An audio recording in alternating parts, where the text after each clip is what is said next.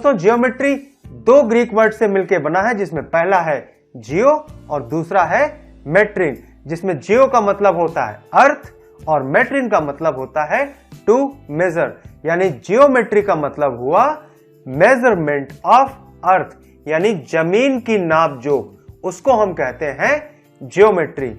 दोस्तों पुराने जमाने में इजिप्ट में जब नील नदी में बाढ़ आती थी तो वो उस बाढ़ में सब कुछ बहा कर ले जाती थी।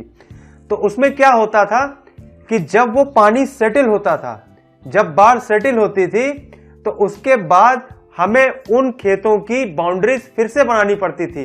तो इसलिए इजिप्ट वालों ने बहुत सारे तरीके निकाले जिससे वो जमीन का एक सिंपल एरिया कैलकुलेट कर सके, जिससे वो पता लगा सके कि बाढ़ से पहले किसके पास कितनी जमीन थी और बाढ़ के बाद हम उसको उतनी ही जमीन पे बाउंड्रीज हम खींच सके।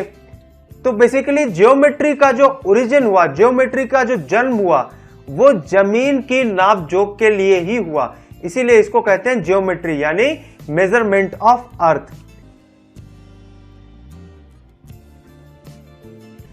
दोस्तों geometry was studied in various form in every ancient civilisation.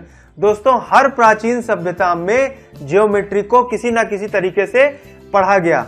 Geometry की स्टडी हर एंशिएंट सिविलाइजेशन में देखने को मिलती है, जैसे कि इजिप्ट।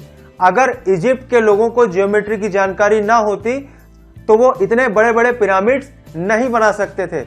दोस्तों उसी तरीके से हमको जियोमेट्री के स्टडी के एग्जाम्पल्स हमको बेबीलोनिया में भी मिलते हैं और जियोमेट्री के स्टडी के एग्जाम्पल्स हमको चाइना में भी मिलते हैं। चाइना के लोग भी जियोमेट्री की स्टडी करते थे और जियोमेट्री के एग्जाम्पल हमको इंडिया में भी मिलते हैं। इंडिया में एंशिएंट सिविलाइजेशन हड़प्पा और मोहनजोदाड़ो में भी हमको जियोमेट्री के एग्जाम्पल्स मिलते हैं। दोस्तों हड़प्पा के शहर बहुत ही वेल प्लान्ड थे और उसमें जियोमेट्री का भरपूर इस्तेमाल किया गया था। दोस्तों जो सड़कें थी वो एक दूसरे के पैरेलल थी और एक दूसरे को परपेंडिकुलर में क्रॉस करती थी। उसी तरीके से हड़प्पा और मोहनजोदाड़ो में हमें अंडरग्राउंड ड्रेनेज सिस्टम भी देखने को मिलता था। दोस्तों अगर हड़प्पा और मोहनजोदाड़ो के लोगों को ज्योमेट्री की जानकारी ना होती तो वो इस तरीके के शहरों का निर्माण नहीं कर सकते थे। इस तरह बहुत सारी सभ्यताओं में और बहुत सारे मैथमेटिशियंस लाइक थेल्स, पाइथागोरस और उनके ग्रुप्स ने ज्योमेट्री की बहुत स्टडीज की और बहुत सारी थ्योरीज को उन्होंने डेवलप किया और ये सिलसिला दोस्तों 300 बीसी तक चलता रहा। 300 बीसी तक ज्योमेट्री की कोई स्पेशल किताब नहीं थी, कोई स्पेशल ज्योमेट्री एक मैथमेटिक्स की ब्रांच नहीं थी। ज्योमेट्री तो लोगों को जानकारी थी, ज्योमेट्री के बारे में कई थ्योरम्स के बारे में लोगों को जानकारी थी, लेकिन वो कोई एक अलग से मैथमेटिक्स की डिवीजन नहीं थी। उसके बाद यूक्लिड जो एक मैथमेटिक्स के टीचर थे अलेक्जेंड्रिया इजिप्ट में, वो आए और उन्होंने ज्योमेट्री की जितनी भी थ्योरम्स थी, जितनी भी थीसिस थी, जितनी भी जानकारी थी, उन्होंने उसको कलेक्ट किया। दोस्तों ये एक रफाएल का पेंटिंग है और माना यह जाता है कि इस पेंटिंग में यूक्लिड जो है वो अलेक्जेंड्रिया में ज्योमेट्री पढ़ा रहे हैं। दोस्तों यूक्लिड ने सभी नॉलेज को, सभी नोन वर्क को कलेक्ट किया और अपनी एक फेमस थीसिस में उसे बंडल किया और उसको नाम दिया एलिमेंट। यूक्लिड ने एक किताब लिखी जिसके 13 पार्ट हैं, उस किताब का नाम है एलिमेंट। दोस्तों ये है वो किताब एलिमेंट, ये फर्स्ट इंग्लिश प्रिंटेड कॉपी है एलिमेंट्स की। दोस्तों यूक्लिड ने ज्योमेट्री की कोई खोज नहीं की, यूक्लिड ने ज्योमेट्री की जितनी भी जानकारी थी उनको इकट्ठा किया और अपने ऑब्जर्वेशंस और अपनी थ्योरम्स उन्होंने डेवलप की और वो आज भी पढ़ी जाती हैं।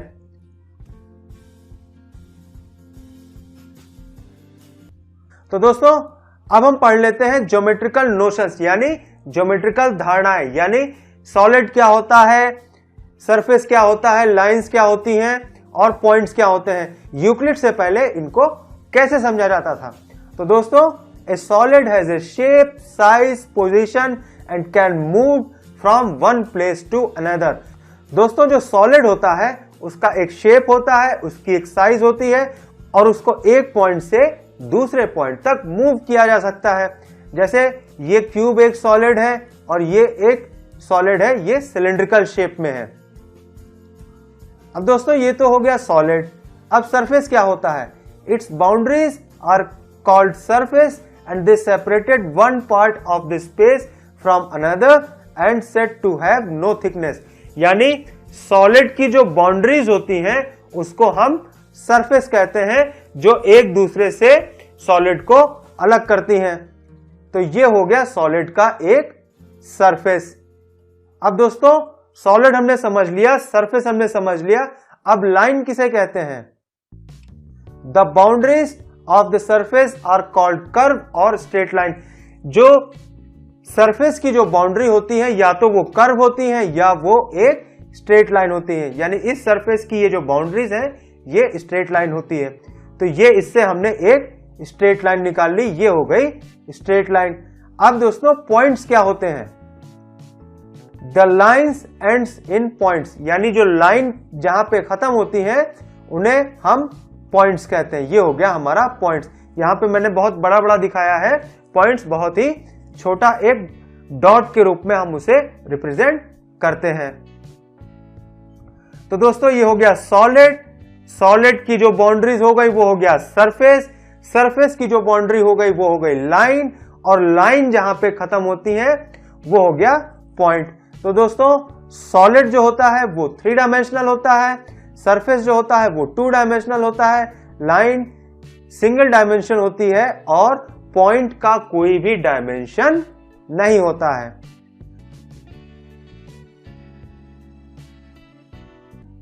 अब दोस्तों यूक्लिड ने क्या किया? यूक्लिड ने इन सभी ज्योमेट्रिकल नोशंस को अपनी परिभाषाओं में व्यक्त किया।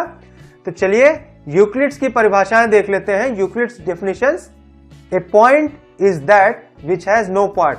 यानी पॉइंट वो होता है जिसका कोई भी पार्ट नहीं होता है। A line is a breathless length. Line जो होती है उसकी कोई भी चौड़ाई नहीं होती, उसकी सिर्फ लंबाई होती है। The end of the lines are points. जहां पे लाइन खत्म होती है उन्हें हम पॉइंट्स कहते हैं। A straight line is A line which lies evenly with the points on itself. दोस्तों जो लाइन होती है वो सभी पॉइंट्स पर इवन होती है। दोस्तों उसी तरीके से 5वीं डेफिनेशन है: a surface is that which has length and breadth only. यानी सरफेस जो होता है उसकी केवल लंबाई और चौड़ाई होती है। उसी तरीके से the edge of surface are lines. यानी सरफेस का जो एज होता है वो लाइन्स होती हैं। 7वीं डेफिनेशन है: a plane surface is a surface which lies evenly with the straight line on itself. Plane surface होता है वो सभी लाइन पे इवन होता है।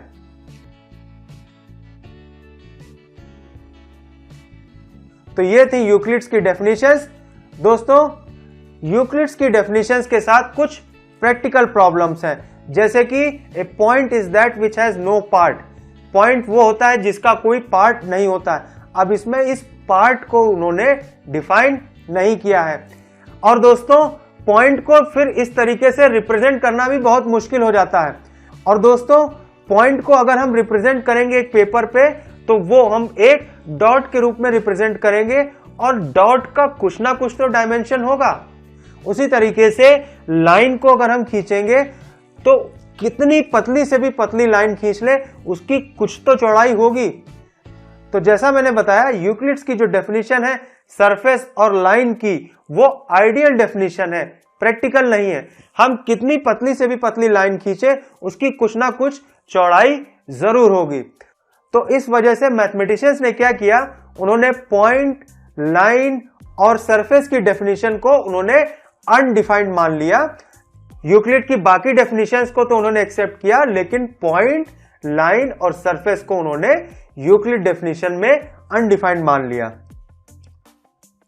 So in geometry we take point, a line and a plane as undefined term. तो दोस्तों ये कुछ डेफिनेशंस थी जो यूक्लिड ने समराइज किया। और दोस्तों इन डेफिनेशंस के सहारे उन्होंने कई प्रॉपर्टीज, कई ज्योमेट्रिकल प्रॉपर्टीज को डिफाइन किया, जिसे हम कहते हैं एक्सियम्स एंड पोस्टुलेट्स, जिनके बारे में हम पढ़ेंगे अपने नेक्स्ट वीडियो में। तो दोस्तों, इस वीडियो के लिए इतना ही। अगले वीडियो में हम पढ़ेंगे एक्सियम्स एंड पोस्टुलेट्स।